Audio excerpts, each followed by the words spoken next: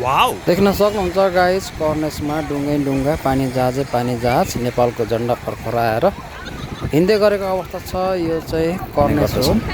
नेपालको विशेष गरी केटाकेटीहरूको स्कुल छुट्टीको टाइममा चाहिँ मोड फ्रेस गर्न यहाँनिर ज्यादामा ज्यादा केटाकेटी आइरहेको देख्न सकिन्छ। हेलो गाइज, नमस्ते एभ्रीबडी, म सन्तोष तामाङ र मेरो ब्लग हो सन्तोष 2814 ब्लग। र आज चाहिँ गाइज म तपाईँहरूलाई नयाँ ठाउँको नयाँ ब्लग देखाउने क्रममा चाहिँ कर्नेस आइपुगिसकेको छु। तपाईँहरूलाई म कर्नेसको ब्लग देखाउँदैछु गाइज। देख्न सक्नुहुन्छ यो मरुभूमिमा पनि यस्तो मजाले समुद्रमा पानी जहाजहरू ढुङ्गाहरू कुदेको देख्न सकिन्छ गाइज। तपाईँहरूलाई म देखाउँदैछु कर्नेसको वरिपरिको भ्यूज देख्न सक्नुहुन्छ सन्तोष 2814 ब्लगमा। कर्नेस यहाँ चाहिँ गाइज साउदी अरबिया, कतार र दुबईको मरुभूमिमा भन्दा पनि धेरै बालुवा छ र यहाँनिर तातो घाम लाग्ने गर्दछ। देख्न सक्नुहुन्छ यो हावा हुन्नरी आएको बेलामा यहाँनिरको बालुवा थोरै उड्दैन गाइज। यो कर्नेसको हावा हुन्नरीमा बालुवाबाट जोगिन धेरै मुस्किल पर्ने गर्दछ यहाँ घुम्न आउने मान्छेहरूलाई। देख्न सक्नुहुन्छ गाइज कर्नेसमा ढुङ्गा पानी जहाज नेपालको झन्डा फरफराएर हिँड्दै गरेको अवस्था छ। यो चाहिँ कर्नेस हो। नेपालको कर्नेस भनेर चाहिँ यसलाई चिन्न सकिन्छ गाइज।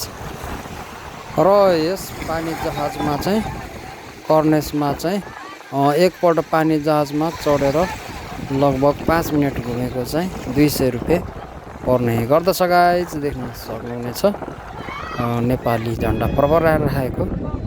गाइज म तपाईँहरूलाई नयाँ ठाउँको नयाँ ब्लग ल्याउने क्रममा चाहिँ आज नेपालको कर्नेस भन्ने ठाउँ ल्याइपुऱ्याइसकेको छु। देख्न सक्नुहुन्छ नेपालको कर्नेस। र तपाईँहरूलाई के कस्तो लाग्छ गाइज, यो बिचमा को आउनु भएको छ गाइजहरू कमेन्टमा बताउनु होला। कर्नेस बिचमा को आउनु भएको छ बताउनु होला। तपाईँहरूलाई म देखाउँदैछु नयाँ ठाउँको नयाँ ब्लग गाइज। सबैजनाले मेरो ब्लगलाई चाहिँ सब्सक्राइब गरिदिनु होला। सब्सक्राइबको कमी छ गाइज, सबैजनाले सब्सक्राइब गरेर चाहिँ सन्तोष 2814 ब्लगलाई माया गर्नु होला। म तपाईँहरूलाई यस्तै गरी नयाँ ठाउँको नयाँ ब्लगहरू प्रस्तुत गर्नेछु गाइज। अहिले चाहिँ तपाईँहरूलाई म नेपालको कर्नेस भनेर चिनिने ठाउँ बोराबादलाई देखाउँदैछु गाइज। यो हो सप्तकोशीको बोराबाद, यानि कि कर्नेस बिच पनि भन्ने गरिन्छ गाइज। यसलाई चाहिँ देख्न सक्नुहुनेछ नेपालको झन्डा छ यो कर्नेस बिचमा। र गाइज म तपाईँहरूलाई अहिले चाहिँ देखाउँदैछु नेपालको घाम डुब्ने ठाउँ भनेर चिनिने, नेपालको कर्नेस बिच भनेर चिनिने बोराबाद हो। यो चाहिँ तपाईँहरूलाई म देखाउँदैछु। अब यो मरुभूमि जस्तै बालुवा भएको ठाउँबाट चाहिँ घाम डुब्न लागेको अवस्था छ र घाम डुबेको ब्लगमा तपाईँहरूलाई प्रस्तुत गर्दैछु। तपाईँहरूले सन्तोष 2814 ब्लगलाई चाहिँ सब्सक्राइब गर्नु होला र साथ दिनु होला। म तपाईँहरूलाई यस्तै नयाँ ठाउँको नयाँ ब्लगहरू देखाउने छु। झट्ट हेर्दाखेरि साउदी अरबियाको चाहिँ मरुभूमि कर्नेस बिच जस्तो र दुबईको चाहिँ मरुभूमि कर्नेस बिच जस्तै देखिने यो नेपालको कर्नेस चाहिँ सप्तकोशी उदयपुर जिल्ला र सुनसरी जिल्लाको चाहिँ बोर्डरमा पर्दछ। यो अहिले हामी उभिरहेको चाहिँ सुनसरी जिल्ला हो गाइज। बोराबाद भन्छ यसलाई चाहिँ। यो चाहिँ तपाईँको चतरादेखि लगभग 5-6 किलोमिटर अलि तल र चकरघट्टीदेखि अलि परतिर पर्ने गर्दछ। तपाईँहरूले लोकेसनमा पनि हेर्न सक्नुहुनेछ।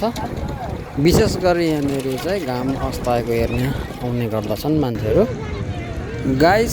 घाम उदाएको हेर्नको लागि चाहिँ इलामदेखि पारिपट्टिको डाँडा श्रीअन्तु गएर मान्छेहरू घाम झुल्केको हेर्छन् भनेदेखि चाहिँ घाम अस्ताएको हेर्नुको लागि चाहिँ मान्छेहरू यता उदयपुर र सुनसरी जिल्लाको बोर्डर सप्तकोशीको बगरमा, उदयपुर र सुनसरीको बोर्डर सप्तकोशीको बगरमा आएर चाहिँ घाम अस्ताएको हेर्ने गर्दछन्। यहाँ आउनुको फाइदा चाहिँ गाइज एउटा चाहिँ केपी ओली प्रधानमन्त्री हुँदाखेरि ल्याएको पानी जहाज यो कोशीमा कुदेको हेर्न पाइन्छ भनेदेखि अर्को चाहिँ यहाँनिर मरुभूमिको बालुवा पाउडर दल्न पाइन्छ फ्रीमा। यहाँनिर नजिकै मान्छेहरू त घुम्न आउने गर्दछन् नै र टाढादेखि पनि यहाँनिर चाहिँ घाम डुबेको हेर्न आउने मान्छेहरूको भिड लाग्ने गर्दछ गाइज। देख्न सक्नुहुन्छ यो मरुभूमिमा बालुवा र कोसीमा पानी बाहेक र कोसीको पानीमा पानी जहाज बाहेक अरू खासै त्यस्तो साह्रो हेर्ने त्यस्तो केही छैन। मान्छेहरूले मरुभूमिको अनुभूति लिनको लागि र यहाँनिर घुम्नको लागि मान्छेहरू आउने गर्दछन्। विशेष गरी केटाकेटीहरूको स्कुल छुट्टीको टाइममा चाहिँ मोड फ्रेस गर्न यहाँनिर ज्यादामा ज्यादा केटाकेटी आइरहेको देख्न सकिन्छ मरुभूमि बालुवामा।